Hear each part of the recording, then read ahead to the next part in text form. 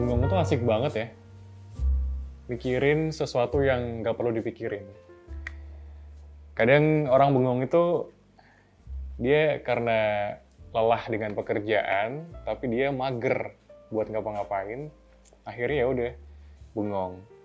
Bahkan ketika bangun tidur pun kita peregangan, bengong. Terus mungkin siang-siang udah agak-agak ngantuk gitu ya dengan pekerjaan yang numpuk. Terus di saat lainnya mungkin makan, kita agak males, bengong. Sambil nunggu teman mungkin di bioskop, kita tiba-tiba bengong sambil diiringin musik-musik klasik ala-ala bioskop gitu. Atau pada saat kita malam-malam, ini nih yang bahaya. Overthinking malam-malam, ngeliatin langit-langit sambil nggak tahu dia ada pikiran apa ya.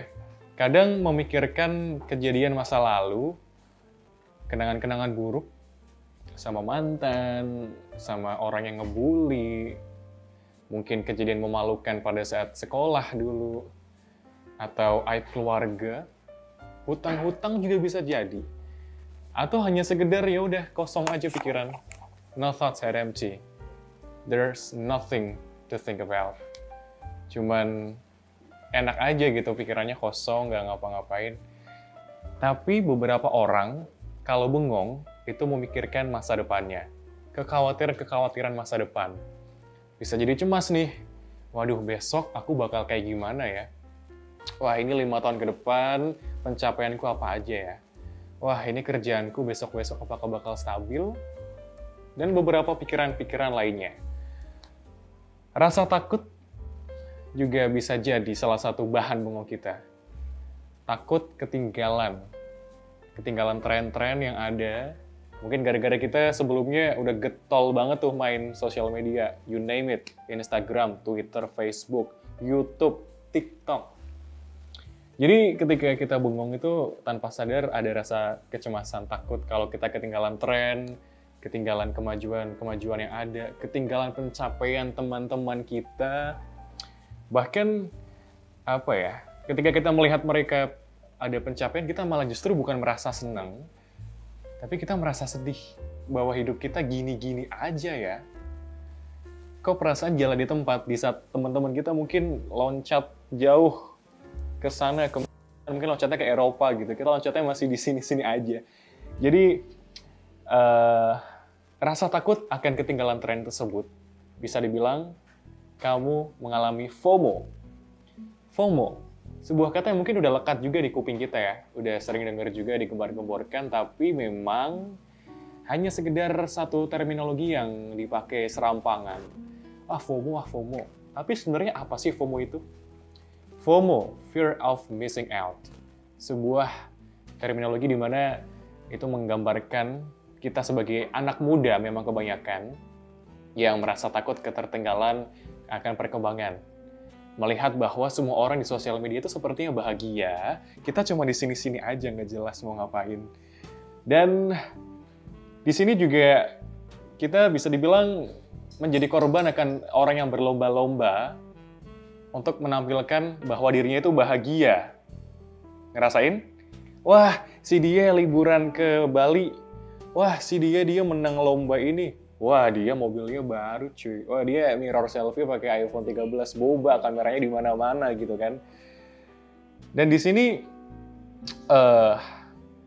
memang kebanyakan orang yang merasa FOMO itu adalah generasi Z. Anak-anak muda yang mana memang penggunaan sosial medianya sangat tinggi. Screen time sosial media mereka sangat tinggi. Mereka ingin menunjukkan bahwa inilah jati diri saya. Tapi apa benar sih Gen Z itu ngerasa FOMO? Dan apa yang mereka rasain? Yuk kita cek. Kenalin, aku Ma'ruf, umur 21 tahun. Hai, nama aku Almas, usia aku 22 tahun. Oke, nama saya Ahmad Mukus, umur saya 24. Aku Laila, usia 24 tahun. Termasuk iya? Pernah lah, pastinya. Kalau FOMO sih sekarang jarang ya. Sedikit. Semangat sih, jadi pemacu. Yang dirasain, feeling left behind gitu loh. Kayak merasa tertinggal gitu. Dulu sih awal-awal sempat kayak ngerasa ketinggalan gitu. Ketinggalan entah itu informasi atau tren gitu. pengen buka sosial media terus tiap bangun tidur dan mau tidur. Pencapaiannya. Si A udah bisa ngapain, terus kok ternyata aku belum, kayak gitu. Dari lingkungan pertemanan, kayak misalkan dalam suatu pertemanan tuh lagi ngobrolin apa gitu, tapi kitanya kurang mengikuti. Konten yang kayak di TikTok kayak, oh seru, orang kok bisa kayak gini, gimana sih caranya? Sesekali, jadi ketika pas lagi gabut gitu, terus scroll IG, itu kayak, oh mereka udah dapat kayak gini, kok aku belum. Nah, itu.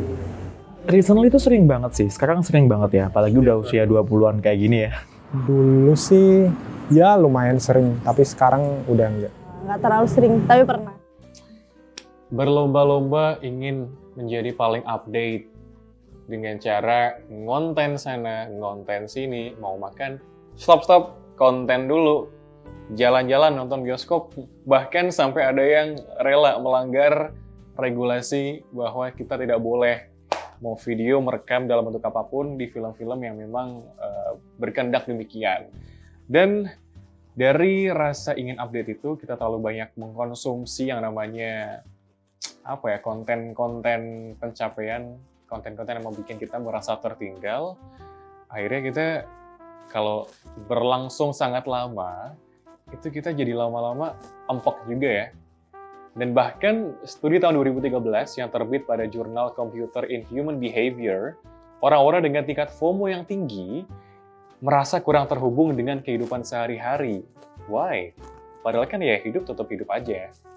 Mereka menganggap bahwa kebahagiaan, kesuksesan, dan pengalaman seseorang yang mereka lihat di sosial media dan orang lain ini membuat hidup mereka terlihat lebih menyedihkan, merasa paling merana sendiri. Jadi kita kayak ngerasa, wah, ketinggalan banget ya, belum punya apa-apa. Again, jalannya di sini-sini aja. Sedikit banyak kali ini mempengaruhi cara pandang mengenai kehidupan yang ideal. Padahal hidup ideal itu orang beda-beda. Ada yang dia hidup idealnya mungkin berkeluarga cemara ya. Berkeluarga cemara. Keluarga yang bahagia. Ada mungkin yang bergelimbangan harta. Why not? Atau mungkin punya unlimited access ke negara-negara maju. Atau mungkin tinggal di Eropa, di Perancis bagian selatan. Itu bisa jadi hidup ideal. Dan ujung-ujungnya kalau kita terlalu tertekan, ya ujung-ujungnya rasa cemas, anxiety, kesehatan mental terganggu, semua jadi berantakan. Bahkan sekedar bangun tidur aja mungkin males gara-gara udah cemas, udah mentalnya terganggu. Produktif akan sangat berkurang. Produktivitas bisa sangat terpengaruhi gara-gara hal tersebut. Dan kalau kita melihat dari studi, kecemasan dapat membuat produksi hormon-hormon penting tubuh seperti serotonin dan adrenalin itu jauh berkurang. Jadi terganggu banget, susah tidur, moodnya jadi swing banget. Beberapa menit happy, the next minute we're gonna be like vulnerable. Sangat-sangat sedih. Bahkan bisa sampai istilahnya sakitnya fisik ya. Psikosomatik. Psikosomatik.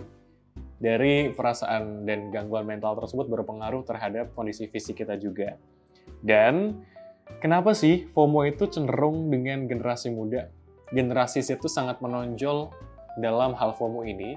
Karena ya satu tadi, screen time sosial media kita tuh sangat tinggi, saudara-saudara. Instagram, Twitter, YouTube, TikTok, 24/7. We access that applications. We scroll without realizing that 3 hours have passed. Kita nggak sadar ternyata udah 3 jam gitu. Akhirnya ya udah. Apalagi dengan konten yang kita konsumsi, konten-konten yang pencapaian tadi yang membuat kita merasa tertinggal dan hidup kita menyedihkan banget tentunya. Akhirnya ya tadi narsis itu udah nggak narsis lagi deh. Sekarang jamunya komodifikasi rasa iri. Itu kata Vera, rekan saya. Dan salah satu trigger yang bisa dibilang sangat berpengaruh di sini juga adalah tren yang saat ini sedang getol banget ditunjukkan oleh para crazy rich, tren flexing. Pernah dengar? Flexing itu Belakangan banyak disebut dunia maya, karena paling banyak emang diaksesnya lewat YouTube dan Instagram. Bahkan pakar bisnis Profesor Renald Kasali dalam channel YouTube-nya mengungkapkan memang saat ini terjadi fenomena flexing. Fenomena ini muncul tidak lepas dari munculnya media sosial yang membuat orang terdorong untuk tampil dan mendapat pengakuan. Asal mulanya sih memang dari bahasa yang dibilang gaul oleh kalangan ras kulit hitam Amerika, atau slang gitu ya, untuk menunjukkan keberanian. Itu populer di tahun 1990-an. Secara harfiah sendiri, flexing dalam bahasa Inggris berarti pamer. Pengertian lebih detailnya di Cambridge Dictionary menjelaskan kalau flexing itu menunjukkan sesuatu kepemilikan atau pencapaian dengan cara yang dianggap orang lain tidak menyenangkan. Garis bawah ya, tidak menyenangkan. Bisa nih kita ngonten dengan dalih, oh ini ekspresi aku doang kok, oh ini aku pingin show to the world, this is me, this is my family, this is all I have achieved. No, for some people, for your followers, it's not. Itu bahkan membakar rasa iri mereka. Ya emang, again, dua belah mata pisau. Ada orang yang merasa termotivasi dan ingin, wah, this is my role model, I have to achieve what they achieve. Bisa nih aku buat mencapai apa yang capai. On the other side, there's people also who feel vulnerable, who feel left out, left behind, way behind. Jauh banget, ngejarnya nggak bisa nih, impossible. Dan di sini juga perlu digarisbawahi, tidak menyenangkan ini sendiri memang subjektif ya. Bisa dibilang juga orang yang lihat di depan orang yang bikin konten tuh, wah keren banget kamu pencapaiannya. Di belakangnya nyinyir, ya kan? Tapi apa benar kalau flexing itu sudah populer di kalangan generasi Z? Dan bagaimana tanggapan mereka tentang flexing? Coba kita lihat. Tahu? Flexing itu berarti ada orang yang sebenarnya pengen showcase gitu, dia pengen terlihat, tapi itu udah ada niatan gitu, oh gue pengen dilihat. Flexing, tahu ya. Tahu. Kalau aku sih lebih ke fine-fine aja, kecuali bukan hasil jeripayah dia, malah itu masalah nanti. Ilfeel. Sekarang udah kayak biasa aja sih. Ya, itu kan udah jadi kayak bahan konten juga. Biar orang tuh kayak ngelihatnya, wah lebih wow gitu. Pengennya ngeblok sih, soalnya aku nggak bisa kayak gitu. Kalau flexing sih, nggak tahu ya, karena mungkin yang itu kan perasaan yang dirasain sama orang melihat kita. Kalau flexing itu, kalau aku lebih ke yang orang-orang yang quote and quote ya, mereka tuh memamerkan kayak misal hartanya mereka, tapi secara straightforward, kayak misal aku hari ini makan habis sekian juta, terus kayak aku habis beli tas ini, kayak menurut aku itu pointless aja gitu loh. Buat apa sih hal private semacam itu di-share di publik? Kalau flexing nggak pernah sih. Apa yang mau di flexing juga? Kayaknya sih enggak ya. Enggak sih. No, aku ingin hidup private. Tentu tidak. Karena kalau kita flexing, nanti dikejar-kejar petugas pajak. Mau dong. Bener kan? Ada orang-orang yang nganggap flexing itu ya udah bodo amat, nggak usah dipikirin. Namanya juga orang konten. Ada yang bahkan ngebikin seseorang jadi detox sosial media. Jadi terpaksa delete account non-active account, deactivate, atau bahkan menghapus aplikasinya dan live their life to the fullest. Bodo amat sosial media, udah gak mau ngurusin orang lain. I think they're the happiest people on earth, but like I still can't do that myself. Gak bisa nih lepas dari sosial media, walaupun mungkin terlihat enteng ya. Ya karena lagi-lagi kerjaan datangnya dari sosial media, rezeki kadang-kadang datang dari sosial media. Bahkan ya sesekali emang pengen konten sih. Tapi ketika ditanyai beberapa Gen Z sebelumnya apakah pengen flexing, jawabannya mostly enggak ya. So I don't know what makes those crazy rich want to flex their wealth. Memang kalau menurut akademisi dan praktisi bisnis asal Indonesia, Renald Kasali, lagi-lagi bilang, orang kaya yang sesungguhnya itu tidak ingin menjadi pusat perhatian. So like there's a saying that goes like, poverty screams, but wealth whisper. Orang yang bisa dibilang miskin, itu jerit-jerit, gembar-gembor. But the real wealthy people, old money people, they would just whisper. Jadi I don't know, apakah itu bisa diaplikasikan ke semua orang yang konten flexing? Karena ujung-ujungnya juga nama-nama yang sudah populer ya. Indra Kents, Doni Salmanan, dan sederet nama-nama lain pernah ngonten flexing seperti itu dengan rumah dan mobil luar biasa fancy dan juga bougie. Ujung-ujungnya juga kena kriminal. Ngebikin kita jadi bertanya-tanya, apakah yang ada di depan lensa itu sesungguhnya nyata? Akhirnya ya menyisakan konten creator lain yang orang masih was-was nih. Ini dia hartanya asli apa enggak ya? Belum lagi sempat kemarin heboh kan, orang cari jodoh lewat Twitter dengan menampilkan gaji per bulannya. Sesimpel itu aja. It's harmless for us. Well, at least that's what I thought.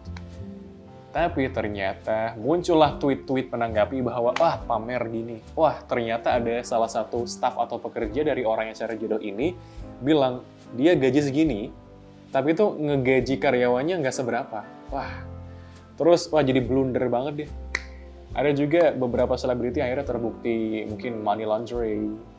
Ada yang banyak sekali, kasihan banget sih. Ketika dia ulang tahun, dia bagi-bagi duit banyak, ternyata itu uangnya uang nggak jelas, akhirnya seleb-seleb yang dikasih uang tersebut terpaksa harus mengembalikan uang tersebut.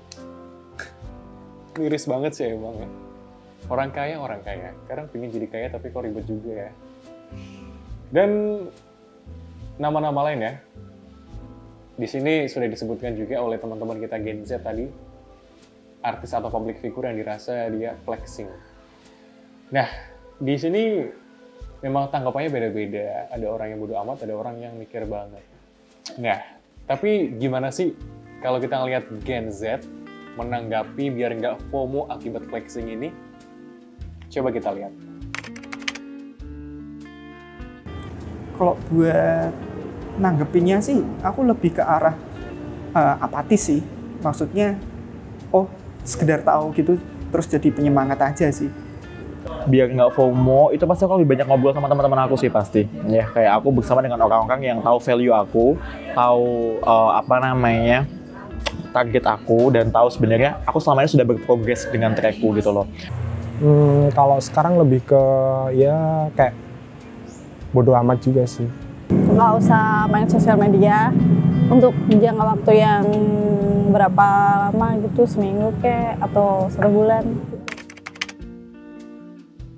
Biarin aja sih kalau dia hasil usaha sendiri. Kita doain aja ya, semoga dapat hidayah. Nggak tahu sih, nggak masalah juga buat saya. Ya udah diblok aja. Fear of missing out dan juga flexing. Dua istilah yang lumayan sering juga didiskusikan oleh tongkrongan-tongkrongan, circle-circle, dan beda kelas ekonomi, beda kelas sosial juga akan pasti beda tanggapannya. But hey, it's still Gen Z. Kita udah tahu gimana tanggapan teman-teman Gen Z tentang hal ini. Semoga bisa mencerahkan untuk Anda yang ingin lebih tahu gimana sih Gen Z menanggapi isu-isu seperti ini. Nantikan terus bahasan-bahasan tentang Gen Z berikutnya bersama saya Al Ghifari di Z Nation. Bye!